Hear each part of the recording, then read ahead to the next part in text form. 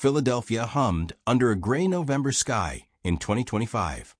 The smell of exhaust fumes mingled with the aroma of roasted chestnuts from a street vendor's cart, while distant horns reminded everyone of the city's relentless rhythm.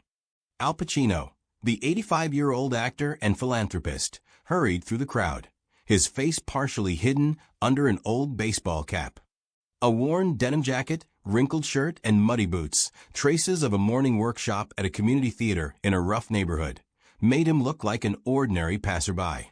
He was late for a meeting with the Arts Council, where he had to defend funding for his theater program, which the city deemed irrelevant. Time was running out, 15 minutes, 10 blocks. A taxi was his only option. Al Pacino spotted a yellow cab idling by the curb. The driver, a lanky man in his 30s wearing a Phillies cap, was scrolling through his phone. Al Pacino waved. The driver, whose name tag read Tony, glanced at him, muddy boots, stained jacket, gray stubble, and grimaced. "Not today," Tony muttered, eyes fixed on a screen. "You're filthy. Find another ride." Al Pacino felt a surge of heat in his temples. The rejection stung not because of a ride, but because of the dismissive look that reduced him to his worn clothes. He could have exploded, like he might have in his youth, but years had taught him to temper his anger. He took a deep breath, memorized the cab's license number, and flagged down another taxi a block away. The driver, an older woman, got him to City Hall on time. The meeting was tense. Al Pacino passionately argued that theater unites people, black, white, poor, rich. The council listened, but their eyes betrayed skepticism. He left feeling like he'd been fighting windmills, his thoughts drifting back to Tony. The refusal wasn't just rudeness, it reflected a deeper issue. People judging by appearances, missing the essence. That evening, sitting at his cluttered kitchen table with an untouched glass of bourbon, Al Pacino listened to the radio. NPR discussed gentrification tearing Philadelphia apart. He thought of the kids at his theater, often rejected by society, and of Tony, perhaps just a man struggling to survive. Al Pacino dialed a friend at the taxi commission. "Carla, it's me. I've got a complaint about a driver." The next morning, Tony was called into the dispatch office. The cramped room reeked of burnt coffee. His boss, Lou, tossed a file onto the desk. "Complaint, Tony. A big one. Says you refused a fare and got rude," Lou said. Tony shrugged. "I turn away dirty or drunk types." "My right." It was Al Pacino, Lou snapped. "And this isn't your first screw-up. You're fired." Tony felt the ground drop beneath him. Fired? Over one old guy? That's nonsense. "Not one guy, a pile of complaints," Lou growled. "Pack your stuff." Tony stormed out, heart pounding. 8 years behind the wheel, scraping by to afford rent in a skyrocketing neighborhood. All gone. He kicked a crumpled can into the gutter, cursing under his breath. Al Pacino heard about Tony's firing from Carla, but it brought no relief. Firing didn't address the root issue. Tony wasn't a villain. He was a product of a system where snap judgments were the norm. Al Pacino wanted to understand what drove him. He tracked down the dispatch office, where a stunned Lou gave him the address of a bar Tony frequented. The bar was dim, smelling of beer and fried onions. Tony sat at the counter, nursing a whiskey. Al Pacino slid onto the stool beside him, ordering coffee. Tony recognized him and flared. "You," he hissed. "Come to finish me off?" "Came to talk," Al Pacino said calmly. "Why'd you decide I wasn't worth the ride?" Tony gripped his glass, but said nothing. The jukebox kicked on with Springsteen. Al Pacino leaned closer. "I know what it's like to struggle, Tony. But when you push people away, you lose more than they do." Tony looked at him, not as an enemy, but as a man. The bar's neon flickered, and the city outside hummed, indifferent. The dim glow of neon signs in the bar flickered, casting shadows on the worn wooden counter. The smell of spilled beer and fried onions mixed with the distant hum of the city beyond the windows. Al Pacino sat beside Tony, holding a cup of coffee that had gone cold. Tony, clutching his whiskey glass, still stared at the counter, his shoulders tense, though his anger seemed to ebb slowly. The jukebox shifted to a gravelly Tom Waits tune, its hoarse notes filling the pause between the two men. "You serious?" Tony finally said, his voice low, tinged with disbelief. "You, Al Pacino, come here too." "What? Feel sorry for me?" "Not to pity," Al Pacino replied, his eyes glinting under the brim of his cap. "To understand. There's a difference." Tony snorted, but this time his laugh held less venom. He took a sip of whiskey, wincing as it burned his throat. "You don't know what it's like. I drive 12 hours a day to afford an apartment I'm about to lose. People get in, mess up the seats, yell at me, and I'm supposed to smile. Your look that day. I thought, just another hassle." Al Pacino nodded, not interrupting. He'd heard these stories before, not just from cabbies, but from waiters, janitors, struggling actors. All fighting the same system that turned strangers into enemies. He pushed his coffee aside and leaned closer. "I get it, Tony. Life presses down. But when you push someone away, like me, you're not just saving yourself trouble. You're missing a chance. Maybe I'd have been the passenger who listens. Or tips enough to make your day." Tony glanced at him, his brows knitting. "You're an actor, Rich. Easy for you to talk." "Rich." Al Pacino chuckled softly, his voice raspy but warm. "I grew up in the Bronx, Tony. My mom worked 3 jobs, and I slept on the floor because we had one bed. I know struggle, and I know you only get out of it by not shutting people out." Tony said nothing, his fingers tapping the glass. The bartender wiped down glasses behind the counter, stealing quick glances. A siren wailed outside, fading into the city's din. Al Pacino sensed the moment was fragile. One wrong move, and Tony would close off again. "Why are you here?"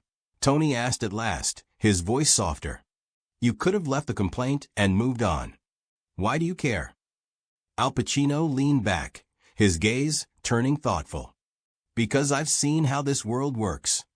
People divide each other into us and them, and it tears us apart. I've spent my life playing roles that show where that leads, fights pain. But I've also seen dialogue change things. That's why I'm here. To try." Tony rubbed his face, his eyes weary. "So what do you want? Me to apologize? Go back to work and pretend everything's fine?" "I want you to think," Al Pacino said. "Not about me, but about all the passengers you've turned away. Maybe one of them could have helped you. Or you them. Life's not just surviving. It's about connection." Tony didn't reply, but his silence spoke volumes. Al Pacino felt a seed of doubt had been planted. He pulled a simple business card from his pocket, bearing the name of his theater program, and placed it on the counter. "If you want to talk more, come here," he said, pointing to the address. "We teach people to listen to each other. You might like it." Tony glanced at the card, but didn't touch it. Al Pacino stood, tossed a few bucks for the coffee, and headed for the door. The cold air hit his face as he stepped onto the sidewalk. The city buzzed, horns, voices, distant train whistles. He didn't know if Tony would show, but he felt he'd taken the first step. The next day, Al Pacino was at his theater, a small space in South Philadelphia that smelled of old paint and coffee. The wooden stage creaked underfoot, and faded playbills lined the walls. A group of teens, black, Latino, white, rehearsed a scene from a streetcar named Desire. Their voices buzzed with uncertainty, but also passion. Al Pacino sat in the back row, watching them try to inhabit their roles. His thoughts drifted to Tony. The driver's firing was fair by the rules, but would it change anything? Al Pacino knew real change came not from punishment, but from understanding. He pictured Tony, behind the wheel, gripping it tightly, his face taut with resentment. Would he pick up that card? Or stay at the bar, drowning his anger in whiskey? The rehearsal ended, and the teens gathered around Al Pacino, sharing stories about their neighborhoods, about being judged for their clothes or accents. One girl, Layla, told how she was turned away from a cafe because she looked suspicious. Al Pacino listened, his heart tightening. It was the same story as Tony's, just in a different wrapper. "What do you do when they won't let you in?" he asked Layla. She shrugged. "Get mad." "But what can I do?" "Yell?" "They don't listen." "Try talking," Al Pacino said. "Not shouting, not giving up. Talk so they hear you. It's hard, but it works." Layla gave him a skeptical look, but nodded. Al Pacino felt a spark of hope. If Layla could learn to speak, if Tony showed up at the theater, if even one person shifted their perspective, that was a win. Meanwhile, Tony sat in his cramped apartment, where the air smelled of damp plaster and cheap takeout. The business card from Al Pacino lay on the table, next to an empty beer bottle. He turned on the TV, where Dog Day Afternoon was playing. Al Pacino on screen shouted Attica. Attica, his eyes blazing. Tony muted the sound and stared at the card. He thought about his job, the passengers he'd turned away, the anger he'd carried for years. Al Pacino was right, it wasn't just about him. But change? Go to some theater? It felt absurd. Yet something in the old actor's words stuck. Maybe because he didn't yell or threaten. He just sat there, with his coffee, and listened. Tony picked up the card, turning it over in his hands. He didn't know if he'd go. But for the first time in a long time, he felt he had a choice. A week passed, but Al Pacino's business card still lay on the table in Tony's cramped apartment. Its edges curled from the damp seeping through the walls, surrounded by empty beer bottles and half-eaten pizza boxes. Philadelphia outside braced for winter. The air turned sharp, and sidewalks glistened with a thin layer of ice. Tony spent those days in a daze, flipping TV channels and dodging calls from friends. The firing from the taxi job hit harder than he'd expected. It wasn't just losing a job, it was losing part of himself, the routine that kept him afloat. He kept seeing Al Pacino's eyes, calm but piercing, from that night in the bar. Those eyes didn't judge or demand apologies. They just waited. Tony hated that feeling, like he'd been seen through. But he couldn't shake the thought, what if Al Pacino was right? What if life was more than just surviving? One evening, as the TV replayed Dog Day Afternoon, Tony couldn't take it anymore. He grabbed the card, shoved it into his jeans pocket, and left the apartment. The cold air stung his face as he walked to South Philadelphia. Al Pacino's theater was a half-hour away, in a neighborhood where old brick buildings huddled against new coffee shops. Tony didn't know what he'd say when he got there. Maybe nothing. Maybe he'd turn around and leave. But his feet kept moving. At the theater, Al Pacino stood before a group of teens, holding a copy of Death of a Salesman. The room smelled of old paint and coffee, and dim lamps cast soft shadows on faded playbills. The teens, Layla, Juan, Casey, and others, sat in a semicircle, their faces a mix of boredom and curiosity. Al Pacino read a passage, his voice resonating. He's not just a man, he's a human being. His name matters. Al Pacino paused, his eyes scanning the group. What does that mean? Why does Willie Loman fight for his name? Layla, a girl with braids and a sharp gaze, raised her hand. He wants respect, but everyone just sees his failures. Al Pacino nodded. Exactly. And what do we do when we're not respected? Yell? Hide? Or maybe find a way to show who we are? The group fell thoughtful. Juan, a lanky kid in a worn hoodie, said quietly, "My dad says you gotta fight. Or you get trampled." "You can fight in different ways," Al Pacino replied. "Sometimes the hardest fight is making someone see the real you. No fists, no shouting. Just words." The theater door creaked open. Everyone turned. Tony stood in the aisle, his Phillies cap crumpled in his hands, eyes nervously scanning the room. Al Pacino saw him, but didn't rush. He gestured for Tony to sit in the back row, continuing the session. "Go on, Layla," he said. "What could Willie have done differently?" Tony sat, feeling out of place. The teens shot him quick glances, but soon returned to the discussion. Tony listened as they debated respect, how society rejects those who don't fit. Layla shared how she was turned away from a cafe. Juan, how cops stopped him just for walking in the wrong neighborhood. Their stories were different, but Tony recognized himself. The same anger, the same fear of being invisible. When the session ended, the teens grabbed their things and left, laughing and calling out to each other. Al Pacino approached Tony, his walk unhurried but steady. "You came," he said simply, sitting beside him. Tony shrugged, avoiding his gaze. "Don't know why. Just couldn't stay home." "That's something," Al Pacino replied, his voice warm. "Want to share?" Tony hesitated. Words caught in his throat, but the theater's silence, the smell of wood and dust, the presence of this man he'd seen on screen, but who now sat like a neighbor, it unlocked something inside. "I'm not a bad guy," he started, his voice shaky. "But I'm tired. Life's a grind. Rent, bills, people looking at you like you're nothing. That day I saw you and I don't know. Thought you'd be trouble." Al Pacino listened, his face calm but his eyes attentive. "And now," Tony rubbed his neck, "that I probably got it wrong.